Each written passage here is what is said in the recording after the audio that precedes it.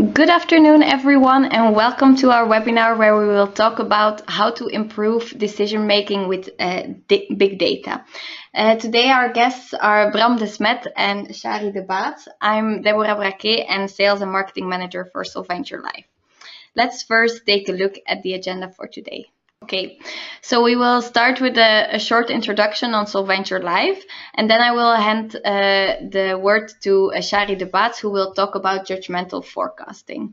Later on, Bram de Smet will make a connection on how to improve judgmental forecasting using a leading indicator forecasting technology and how you can improve strategic decision making based on that technique. We will leave some time in the end for some questions and answers. All right, so Solventure Life, who are we? At Solventure Life, we're specialized in advanced predictive analytics. So over the past 5 years, we have conducted a lot of research into how external information can help improve decision making and can help improve forecast accuracy. And we've seen that by including external data, we improve forecast accuracy, but we also gain a lot more insights on how our market environment looks like and what are really the demand drivers for your sales. So what we've done is we've built a tool where we gather information from all over the world. So in our database now, we have more than 2 million global indicators coming from various external data providers. For example, the FRED, the Federal Reserve of Economic Data, but also OECD, which gathers more global data, Eurostat on European data, and also ranging to outside of the North American and European regions to China and Greater Asia. What we've seen is that in different industries, different external factors are influencing the business process and the demand. For example, in more chemical and process industries, we see macroeconomic factors which play a big role in the business cycles of those types of industries. While when we look at FMCG and retail, we see that promotions and events play a more significant role before you can really dig into that macroeconomic indicators. This is a small overview of some of our customers. So you see that we are represented across all these different types of industries. So ranging from automotive, chemical, into more food and CPG types of companies. And then a small word on Solventure. So I've introduced you now to Solventure Life, which is expertise in advanced predictive analytics, where we use global data to improve forecast accuracy and business planning. We use there a cloud-based solution and data consultancy. But apart from the Solventure Life business unit within the Solventure group, we also have the Solventure SNOP business unit, which focuses on sales, inventory, and operations planning. So the main 4 pillars that we value there are the people, the process, the tools, and analytics. So we use the Arkiva software and implement this software within manufacturing companies. Then there's also the Solventure Academy, which is a training institute. Over the past years that we've been involved in the supply chain area and supply chain industry, we've gathered a lot of knowledge on that, both academic and on an operational level. So we gathered that information and we now share that via accelerator days, which are training days on a specific topic within the sales and operations planning frame. And we also host boost camps, which are really tailor-made training sessions based on your demands. So if you, for example, have some inquiries or if you have some challenges on a demand topic, we can host a boost camp answering your needs. You can find more information on our website, solventuregroup.com. And for now, we're going to focus on leading indicator forecasting and so the logical thing here is to combine, and this is what happens in practice. You know, when we talk about forecasting, you immediately think about that computer producing that forecast for you. But it is not just that computer. There is someone sitting in front of that computer dealing with the data and dealing with the forecasts.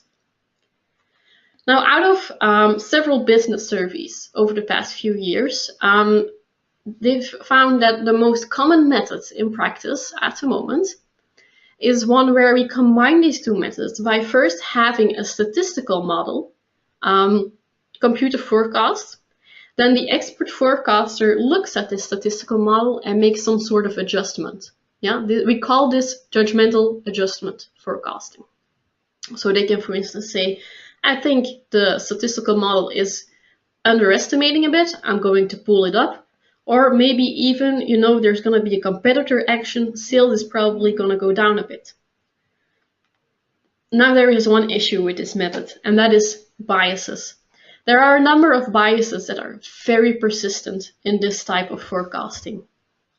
And the first of all, now you might be able to see it, is the little pink glasses on the expert forecaster.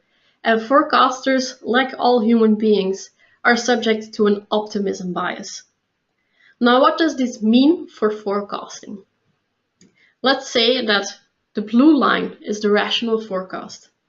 Now, if we ask an expert forecaster to forecast something labeled losses, they will underestimate it. And if we ask them to forecast something labeled gains or profits, they tend to overestimate it. So there's this persistent bias on optimism bias that translates into different effects depending on what you are forecasting. Another very persistent bias is anchoring bias. Now, this is a bias that was originally found by Tversky and Kahneman, two famous psychologists, and they actually got a Nobel Prize for their research. They asked people to come to their experiment, and they asked them solely for identification purposes, please write down the last 2 digits of your social security number. Now, these numbers are assigned at random. So let's say one person says, oh, well, the last 2 numbers of my social security number are 03. And the other one says, well, mine is 67.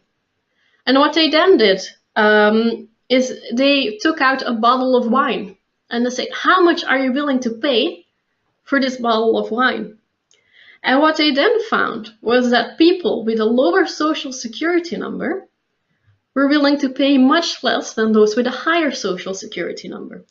So what happened here is that people anchored on the very first number they saw. And this is a very persistent bias that has been found across cultures, across people with different mathematical skills, with different expertise, novice and expert forecasters and novice and expert decision makers at the same time. Now, how does this translate into forecasting error? The issue is with anchoring, which can translate in a number of ways in forecasting. But the mostly prevalent issue is that people focus on that last data point and use that as an anchor. Then they adjust away from that anchor, but not enough. They're pulled towards that anchor. So in this case, where let's say an exponential smoothing model would forecast where the blue cross is, so it would take the mean into account, but also somewhat the last data point, the judgmental forecaster will forecast much higher because they use that anchor and they are pulled towards it. Now, these are only 2 of the biases, but there are much more. And now a pessimist would say, well, maybe the combination is it's equal to biases. And does that mean that we have to drop that judgmental component? But if we drop that judgmental component, we also drop the value and the richness of potential contextual knowledge. So why don't we turn it around? Why don't we use that contextual knowledge by selecting leading indicators? So we know from the context that GDP is important for your sales, that the weather is important for your sales. Well, rather than adjusting afterwards, why don't we use that as input for our model? And now the very critical person or someone, who's also looked into decision making will say, well, won't you have biases there as well? Yes, perhaps you will, but we can account for them a bit easier than we can account for the previous ones. So is choosing leading indicators bias free? Well, it might be subject to confirmation bias. Now, what is confirmation bias? This means that when I think something is important, I am going to look for information that confirms my idea. So I'm a forecaster, and I say, well, for our sales forecasts, the economy matters. So for instance, GDP matters. So I'm gonna just use a leading indicator on GDP. And I find, oh, well, it does matter. It is important. See, I'm right. But what you can miss out on then is that there is much more that is important. It can be the weather as well, elections as well, competitors as well. And the confirmation bias might lead you to miss out on all that. Now, what you can do to adjust for this confirmation bias is, of course, use more people to look at it. Have a team, but you can also use statistical methods to ferret out what those important leading indicators actually are. And I think that my colleague will give here more information about this. Okay, thank you very much, Shari. So, short introduction of myself. My name is Bram de Smet, CEO of Solventure, and together with the leading indicator forecasting team, trying to basically implement what Shari suggested to look for demand drivers and capture those demand drivers, preferably with a leading effect, so that we can talk about leading indicators and implement it into a SaaS solution and make it available for the broader community. So what's the overall goal? And we will basically then use a case trying to illustrate how we do that in practice. Avoid biased qualitative insights. So some people are optimistic, some people are pessimistic, and in a qualitative process that kind of can lead to bias in the adjustments that are being made. And again, here the leading indicator forecast can challenge that. What we can also do is challenge the current assumptions. It might be that confirmation bias. Also in the case we will see some people then expect oil price, and then maybe they will just look for oil price. But maybe oil price is not the real driver, but there are other drivers around. So that's the second point which we try to tackle using the leading indicator forecast approach and tooling. And in the end, all of that should lead to better decisions based on more profound insights. So the case we want to share today is about a B2B manufacturer active in steel on a global scale. And well, the clear assumption there was that the sales was influenced by the oil price. So that will be the starting point of our analysis here. What you see on the left is the historical sales pattern. So the peak pattern is really the historical sales pattern. And okay, when we look for leading indicators, we are not looking for the peaks. We are more looking for the trends and actually more for the changes in the trend. So what we do is we filter out seasonality. We might also filter out events, and then we come to the red line. So the red line is really what is the underlying trend, and you see that the underlying trend is going up and down. So some of you might recognize that at least in some of the product groups, there might be dependencies, and the question is, what is making the sales going up and down? This is really a multi-year period. So what is causing the trends or the cycles over multiple years? The assumption was oil price. So here we have just plotted the oil price. And what do we see? Well, on the one hand, we see here the last drop in the sales, the trend going down here. There seems to be some kind of match indeed with the oil price. So there is a drop here in the oil price, that's the green line, which corresponds to a drop in the red line. So most probably, seeing it like this, if we lag the green indicator, the oil price, with 3 or 4 months, we see if the oil price goes down today, it seems like our sales is going down within 3 or 4 months. So on the one hand, here we see a relatively good match, and there could be some explanatory power. Also here then, okay, this seems to provide a match, but the problem is certainly here more to the left. If we look to the left of the graph, here we see that our sales is going up, it's going down, it's going up again. And if we compare that to the oil price, well, there have been changes in the oil price, but on average, the oil price has remained relatively constant in this period. So at least the variability in the demand and the demand going up and down does not seem to be explained by the oil price on the left side of that graph. Well, to the right we show actually the forecast. So if we run our analysis, it's shown that a lag of 4 months for the oil price gives the best fit.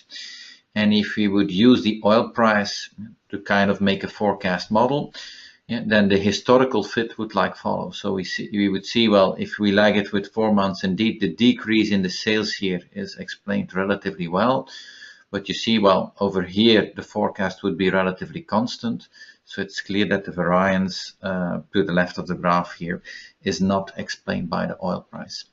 And then of course the question is, well, if it's not the oil price, or at least not fully the oil price here, but how do we then know what are the real drivers? Well, that brings us to our approach. So how do we tackle this question or comparable questions with customers? Is we start with a mind mapping session. So we try to bring up expected drivers, and we typically try to do that with a relatively broad group in the company. That might even help to avoid confirmation bias. If you have different people looking at the subject, at least more ideas will pop up. So we might have people from sales, we might have people from marketing, we will have people from demand planning or a supply chain manager. Different people who on the one hand have a good understanding of potential market drivers, and at the second hand also people who can benefit from an improved forecast. So supply chain is certainly also in that second category. Using the mind map, we identified drivers. We can look into the database, as Deborah mentioned, which currently contains more than 2 million indicators really across different regions. We can look into that database of what type of data is freely available.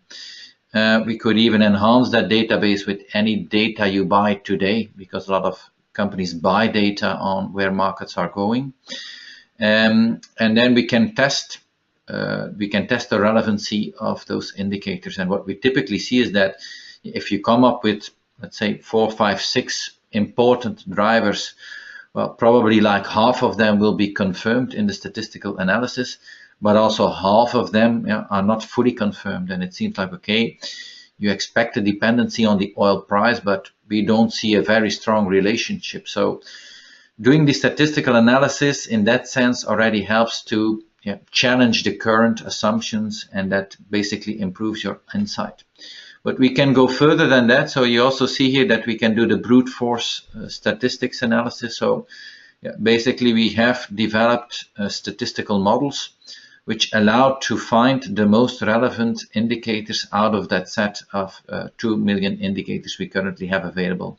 That has been the result of PhD research, and we are continuing that PhD research. So those methods will also in the future be able to be further refined.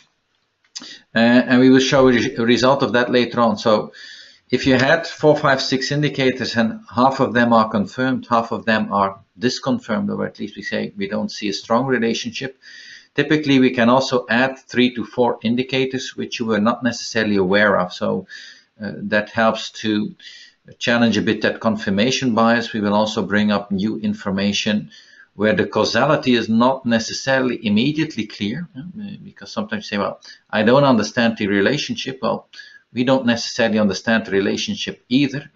But if historically there is a stronger relationship compared to some of your assumed indicators, it's at least something you should investigate, right? So that's what we try to bring up in this type of leading indicator analysis. Next steps are that we can, for instance, say, well, let's run this forecast for 3 or 6 months. So let's really try it and test it, and let's observe how the forecast evolved based on the selected indicators. And that typically helps to improve our understanding, and we need to gather extra confidence before we can probably start using it operationally and really connect it to the operational system. So that's a typical approach we take with customers. So to continue with our example, so again, the black line is the historical sales. we take of seasonalities, we take of events. So we are looking like for what is the underlying cycle. That's really the first step we do, and that's actually the smoothed sales. And what is the difference between a leading indicator forecast and a more traditional statistical forecast is that traditional statistical forecasts are basically extrapolation methods. So they will look at a recent trend and they will look at a recent seasonality and just extrapolate that to the future. So it means that if you have an inflection point in your sales trend somewhere, that's where traditional techniques will be wrong. So if I have history up to the left side of the dashed line here, if I have this history, basically a traditional statistical technique was just extrapolate a trend. And also over here, so if I'm now to the left of the second line, if I'm in a declining trend, it will typically be extrapolated. We might ask the question to Shari, but also taking in mind the anchoring, I also see within a company, if over the last 3 months we have been growing with 10%, if you ask to people what will we do next month, it's almost automatically that they will say plus 10%. It's very awkward even for people to adjust a forecast at that point to minus 10%. It's not something which we naturally do. So the real question we have been after for the past 4 years also in the research is, can leading indicators help us there? Can we find leading indicators which help us to better turn the corners? And the idea is, of course, that we need to have sufficient turns in the historical data. That's where we will try to match and reveal patterns and then see if we can use that correlation and use that to predict the future. So that's basically how we try to improve traditional forecasting techniques with using external information. And preferably, of course, there is a lead. So I want to know, like how we started, if the oil price is increasing, if I know that will increase or decrease my sales 3 or 4 months later, it needs to have a certain predictive power. And the bigger the lead, of course, the more information is in the indicator for me. So what did we do for the case? Well, we ran that brute force analysis. We reviewed the results with the company. And what came up was that, well, we already saw that oil price was not necessarily delivering the expected or the full explanation for the variance in the sales. Indicators which popped up in the brute force were linked to exchange rates, raw materials of producing products, and some indicators related to supplying industries. And in the beginning, this can be a surprise. But at the same time, if you then look at exchange rates, well, it's clear that then part of the variance in the sales is linked to export. And depending on the exchange rate, export flows will go up or will go down. So it can become causal and intuitive once it pops up, but it was certainly not the assumption or a kind of a knowledge which was present before we started the analysis. So this is the forecast using that exchange rate. So going back, the black line is again the original sales. The red line here is the smoothed sales. And the yellow line is now the exchange rate. And it's again, it's the exchange rate without shifting it or lagging it. So what you see here, well, the sales is going down here. Well, we have seen in the previous slides that the oil price was going down. We also see that the exchange rate here is going down. So the exchange rate is also changing. And if we look here to the left, well, we remember that the sales was going up, down, and up. You also see here in the exchange rate that it's going up, down, and up again. So if we take the exchange rate and we lag it with 4 months, so again from the tool we see that the optimal lag is 4 months.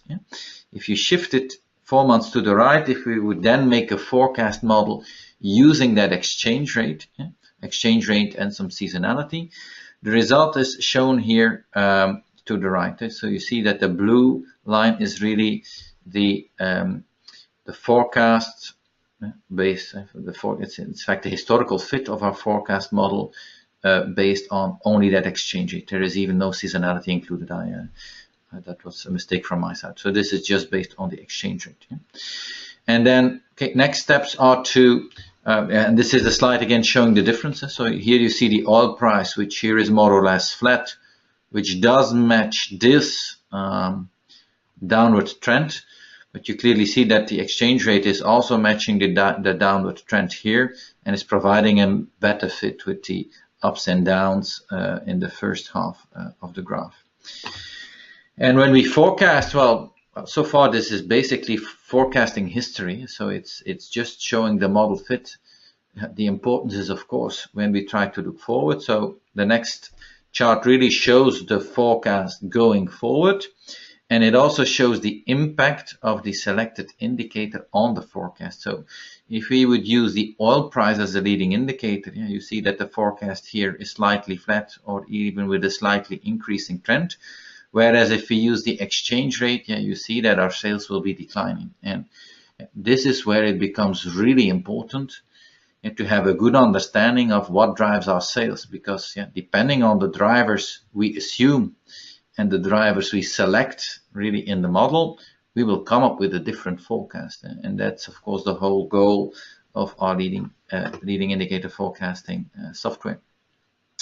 If you add extra indicators, you will typically further refine the model. So remember that we also talked about indicators related to raw material, indicators related to raw materials of producing products, and indicators related to key supplying industry. So the dashed blue line here is a model including 3 indicators. And I will not go back to the previous model, but what you see is that it's a bit more smooth, right? So also when you talk about indicators, our experience so far is that you typically have some indicators which really explain the macro variance. I see that my sales is making big moves up and down, right? Well, probably the big moves up and down in this case are explained by the exchange rate. But that forecast using only one indicator is not perfect. That would be a wonder. So then you need to further refine that initial model. You could do that in a sequential way. Actually, the model works as such that all the indicators are selected at the same time, so they are really combined into one model. But here we just show the difference. What if you would use only one indicator? What if you add extra indicators? In this case, it reduces some of the variance in the forecast we had made before. It will typically also mean that going forward, the forecast will be a bit more stable compared to using only one indicator. And benchmarking again with traditional statistical forecasting. So a commonly used traditional forecasting method is the Holt-Winters method. So Holt-Winters can incorporate trend, it can incorporate seasonality. And the big issue with the traditional techniques is that they have parameters. So you need to select on, will I put focus on the more recent trend, or will I more focus on the long-term trend? And if you look at this type of historical sales, if I then make a forecast using a traditional method, well, if I put more focus on the recent trend, if I look at the recent trend here, well, the recent trend is relatively flat. So you see that also here, that if I look at the recent trend, it will be relatively flat. Well, actually, see what's happened. So the recent trend is really actually more looking at this one. So the recent trend will go upwards over here. If I look at the last year, the trend of the last year, that will give actually a relatively flat forecast. If I would look at, so I think this is like 5 or 6 years. If I would look at the 5 to 6 year trend, I would even see that the 5 to 6 year trend is declining. And the big question there is, how do I set that parameter? Well, basically, either the demand planner has to set the parameter. If you think about the concept of anchoring, we probably know that more recent observations in a judgmental way would have a bigger importance. And whether you are using statistical techniques or judgment from that perspective, you are always a bit confused on, okay, what should I then use? Should I more focus on the more recent trend, or should I more focus on the long-term trend? And if you would look at multiple examples, you see, well, sometimes you just need to focus on the recent trend to be right, but in other examples, you need to focus on the long-term trend. So you can't know. You can't know unless you understand what is driving the change in the trend. If you understand the drivers, and you can incorporate the drivers in the forecast, that's really where you make a difference. And that's, of course, the whole idea of that leading indicator forecast that we make. So some results or conclusions of that case. So the judgmental forecasting of the customer was based on qualitative assumptions. And we have seen that with the leading indicators, we have been able to challenge that. At least we were said, well, the oil price seems good for part of the history, but it's not explaining all of the history. And we have been able, through the brute force, to bring up, or to at least broaden the discussion and deepen the insights of that customer, and come up with new indicators, which at least statistically prove to be more relevant, which then of course triggers the discussion like, do we understand this? Does this make sense? And that's maybe a last note. Certainly also in this type of exercises, it's a balance, right? We have built models with 50 indicators. And I also see that other solutions are following that approach.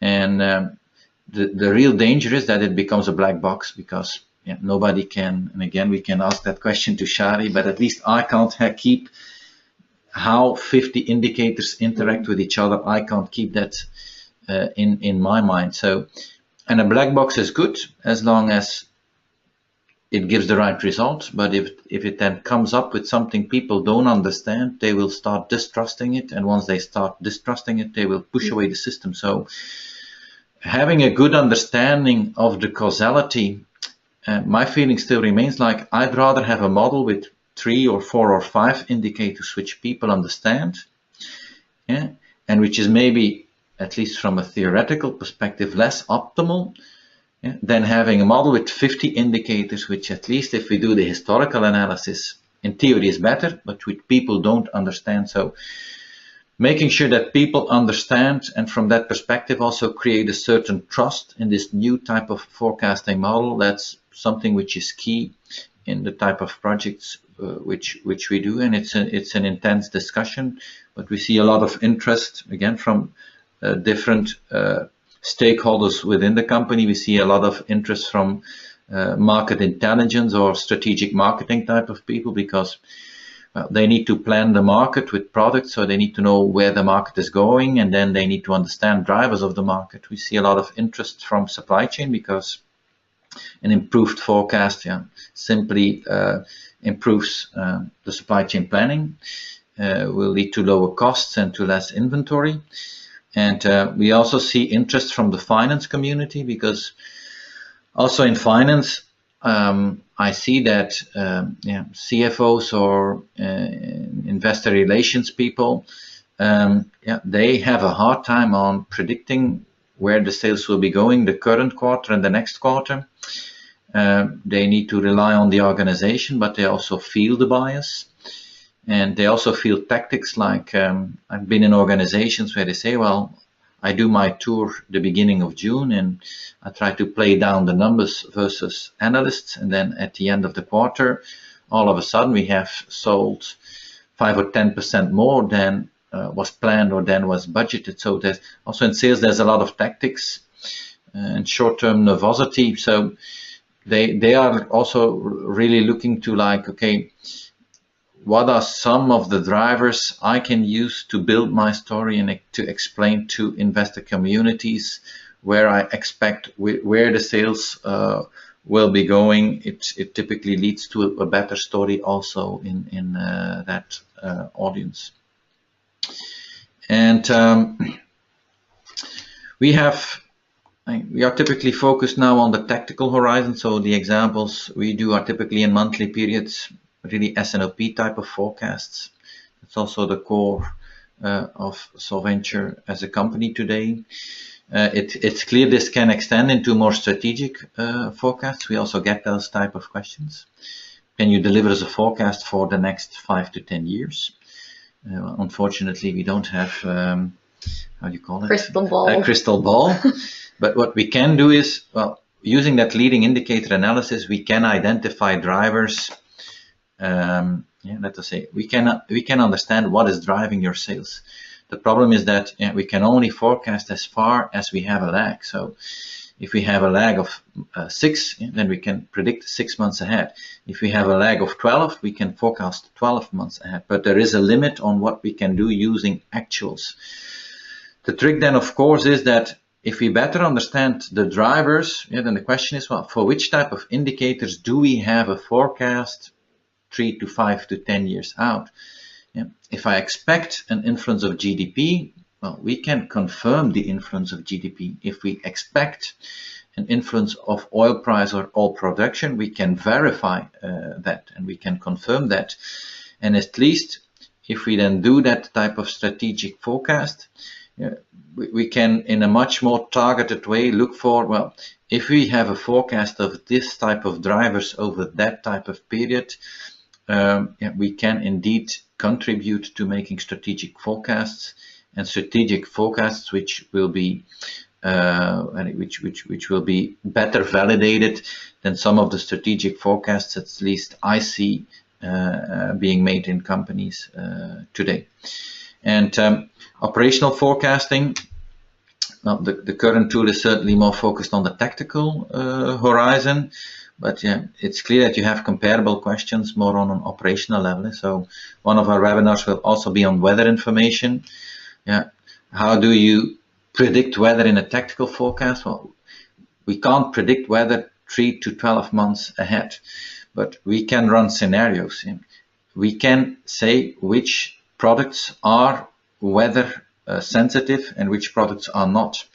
And if you are selling ice cream or you are selling winter tires, you know that there will be a weather dependency. And you know that maybe last summer was very hot, so I sold more, and the summer before was not that hot, so I sold less. So at least we can say, well, which part of the variance in the sales is really linked to the weather. And then if we make a forecast 12 to 18 months out, you can run scenarios, because we can easily identify, like, what does an average summer look like? What does a really hot summer look like? And what does a really cold summer look like? Or what does an early summer look like? And what does a late summer look like? So we can't predict the weather, but we can run scenarios. And those scenarios, again, on a tactical horizon, will lead to better planning decisions. If you look at it on an operational perspective, then basically you want to update your forecast based on the updated weather forecast for the next 2 to 5 days. It's the same type of methods. So we certainly have that expertise, and if companies would have questions there, we are willing to have a chat with them and talk to them. So it's the same type of modeling, but our current tooling focuses certainly more on that tactical horizon. And I think that completes. Yes. Thank you, Shari and Bram, for